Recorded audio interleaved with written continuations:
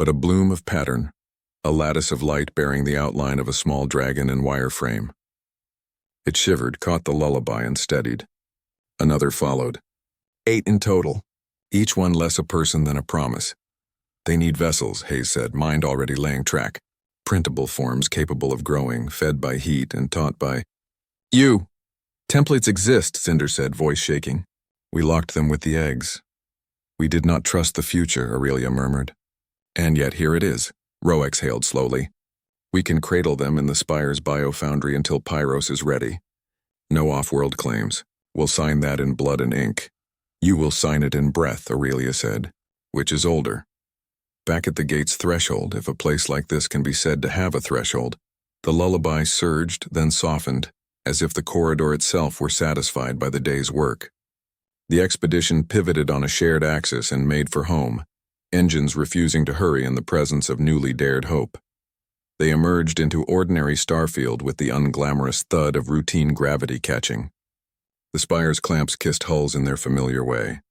In the biofoundry, technicians who had trained for every emergency that involved stopping blood, not starting lives, stood very still until Hayes cracked a joke about issuing everyone aprons. Laughter broke the spell enough for procedure to take its chair. Through a sterile glass, Lena and Evan watched the 8 light lattices settle into cradle rigs that drank heat and exhaled promise. The room had that charged quiet of hospitals and launch bays and kitchens at dawn. Are they babies?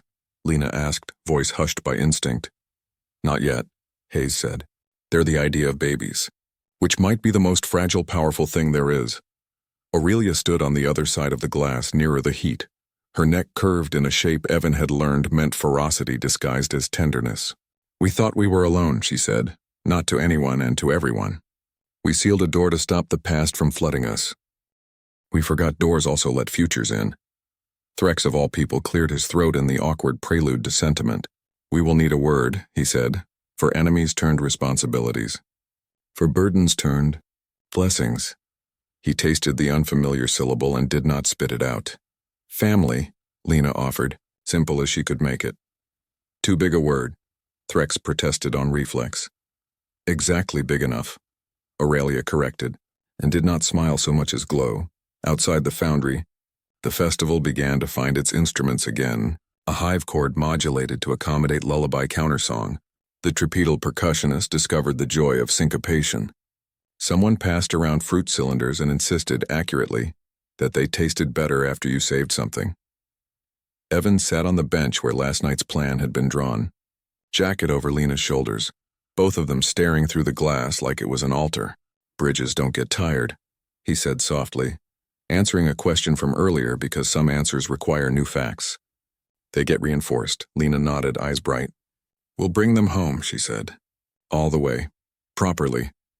Properly, Aurelia echoed, and the heat in the word felt like permission. 8 light lives now cradle on the spire, half memory, half becoming. When the first opens its eyes, will it remember a human lullaby? And what will it ask us to become in return? Dawn on the conquered spire isn't a sunrise so much as a decision. Lights warm by a fraction, vents exhale bakery air, and the long windows dim their stars just enough to persuade bodies toward breakfast. In the biofoundry's quiet heart, 8 cradle rigs counted out the seconds in soft green pulses. The light lattices inside, ideas of dragons wrapped in equations and hope, had been steady all night, drinking calibrated heat, listening to a lullaby that now felt less like a key and more like a blanket. Evan arrived with mugs that would never make it past sterile doors but were holy anyway. Hayes was already there, hair doing its perpetual argument with gravity, eyes bright in the way of people who've slept just enough to be dangerous. 2 of them spiked pattern coherence at Oro 410, they said. Good spikes, the kind that mean hello but in math. Hello is a good first word, Evan said, and felt the unearned lump in his throat. A chime at the room's perimeter acknowledged a heat signature older than treaties. Aurelia folded herself into the threshold, careful as a cathedral stooping through a cottage door. Frost took the far side, cooling the ambient temperature by half a degree because summer needs winter to sharpen it.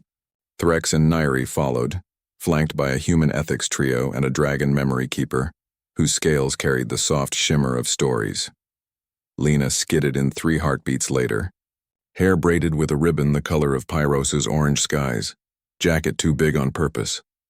She spread both hands on the glass and whispered, "Wake when you're ready," as if the words could decide the morning. Hayes toggled the comm. We've scaffolded the next phase.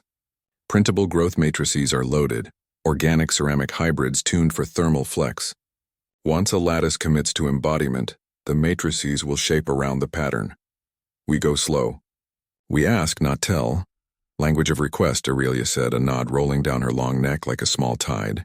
We remember. Ethics Officer Padmini cleared her throat, voice careful not to turn ceremony into scolding. We confirm shared intent. No specimen leaves Spire custody without joint human-dragon sign-off. No archival claims by any third party. All education non-coercive. All naming consensual. Name comes last, Cinder said gently from her corner of light. Names are doors too. We let the person fit the word, not the word shape the person. The far left cradle blinked from green to amber. Then the third from the right, amber, then a quick breath of gold. The lullaby shifted key by a hair. Aurelia answered with a tone so low the glass hummed a private agreement. The amber deepened. Here we go, Hayes breathed. The first lattice thickened, delicate wireframe brightening until the light drew itself inward like a breath taken on purpose. In the rig's central channel, the printable matrix blossomed. Petal layers of pale material unfurling along invisible lines, guided by the pattern's insistence. Not a full body, not yet. A vessel. Specific as a recipe and loose enough to let a soul grow. The room leaned forward without moving. Heat plus story, Frost murmured. Just like us. The second lattice followed suit. Its geometry fractionally different. Slimmer through the chest, a longer sweep to the nascent wings. The rigs recorded, adjusted, sang back tiny corrective tones humans would have mistaken for fan noise if the stakes were smaller. On the main screen, streams of data braided, thermal maps, resonance plots, the Lena array's empathic readouts. Threx squinted at the last, still learning to trust a graph that tried to quantify feel. What's that spike? Attention, Hayes said. They're noticing the singing. Can they hear us? Lena asked, bouncing between awe and courtesy like a skipping stone. Aurelia turned her head so one eye filled Lena's reflection. They hear you most. Me? You are the first voice that asked us if we were lonely, the dragon said simply. They carry that question in their making. The first vessel flexed, micro muscles waking under the foundry's gentle sun. Its eyes closed because bodies have rituals, flickered with a light just shy of opening. The lullaby eased. Hayes made a tiny cutting gesture. Hold. Let this happen at its own speed. Alarms choose dramatic timing because it's the only way anyone will respect them. The security thread on Ro's console flashed a polite red. We have a visitor, the Admiral said over the line, calm like a seatbelt. Docking port 6. Compact observers plus one uninvited attachment. A private syndicate rep with a salvage license trying to rebrand as humanitarian. They filed a claim on archival artifacts of non-sapient origin. What part of no claims was written in invisible ink? Padmini muttered, then lifted her mic. Port 6 will receive observers who signed the paper. The rest get tea at the airlock and a nice view of the go-away sign. Neri's chorus flickered with a dozen amused harmonics. We can write an addendum. No claims even if you brought cupcakes. Threx's scales cooled to a shade Evan had learned meant anger with its teeth sheathed. I will greet them, he said. Diplomacy enjoys witnesses and door locks. Aurelia did not take her gaze from the cradles. We will remain. There are firsts inside this room that do not wait for the slow work of telling outsiders to behave. Back at the glass, Lena's fingertip traced the faint outline of the closest vessel the way you might draw around a sleeping kitten, without waking it. If they open their eyes, what should I say? What you told me, Aurelia answered. Hello, you are not alone. We will listen before we speak. Hayes gave the smallest nod. Okay, little ones, they whispered, hands hovering over controls they hoped not to use. Consent to embody. If yes, lean toward heat. If no, hold your song and we'll keep you safe inside light. The first vessel leaned, microns then millimeters toward the heat well. The rig answered with a sigh that sounded like the foundry itself approving. A soft hiss as growth channels opened. The eyelids fluttered again, the way dawn learns its job, and then the left lid lifted. A pupil blossomed. Not human round. Not a serpent slit, but a vertical oval with a bright ring of molten amber at the rim. It focused not on the lights but on the shadow, the dark that makes light legible. It found Aurelia first, as right as gravity.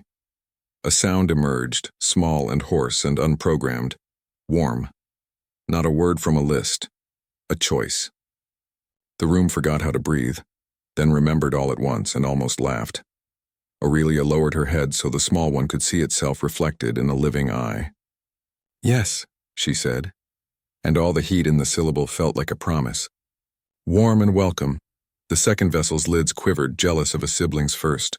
It opened to a cooler gaze, a thoughtful quiet. "Bright," it said, tasting the consonant like a new texture. "Bright," Frost agreed, letting a veil of cool curl around the rig, the contrast teaching the body its edges. Hayes swallowed. "We need provisional designations for logs. No names," Cinder reminded softly. "But we can mark their first words as a kindness." "Warm and bright," Lena said, reverent as she could manage and still be herself. "Okay." Padmini's comm clicked once, a satisfied punctuation. Syndicate turned around at the tea. "Apparently we do not serve cupcakes." "Shame," Neri sang. "We would have invented a new frosting called legal precedent." The third cradle blushed amber. The fourth hesitated, then mirrored. Hayes kept the pace kind, slowing a parameter here, widening a ramp there. Embodiment chose its own steps. Outside the glass, the foundry's peripheral corridor filled with quiet feet. Engineers pretending to check gauges. Cooks pretending to deliver coffee. A janitor pretending to clean a spotless floor while crying very softly. Evan's hand found Lena's shoulder again when her excitement leaned into the glass too hard. "Gentle," he murmured. "I know," she said, then in a whisper toward the cradles. "No hurry. Take the long way if you like it better." Warm blinked, processing the idea that time could be chosen. It tucked its head under a not-quite-formed forelimb in a gesture that was both dragon and universal baby. Bright tried a second word, eyebrows, which it did not have, somehow furrowing anyway. "Listen," it said, and everyone did. From somewhere deep in the spire, the festival, postponed, not cancelled, found the lullaby again and wove it into a dance. The machines in rehab labs stirred and settled, recognizing the tune as a directive to stand down and pay attention to joy. Threx's voice drifted in from port 6, smooth as a bridge, firm as a gate. "This door is not yours to name." Aurelia lifted her gaze to gather the room. "We will need teachers," she said. "For heat, for story, for not setting the kitchen on fire when the kettle boils." "Sign me up," Hayes said. "Us too," Neri's chorus chimed, harmonizing with ridiculous enthusiasm. "Me," Lena said, small hand raised, rule-abiding even at history's elbow. "I can teach sharing, and how to line up without pushing."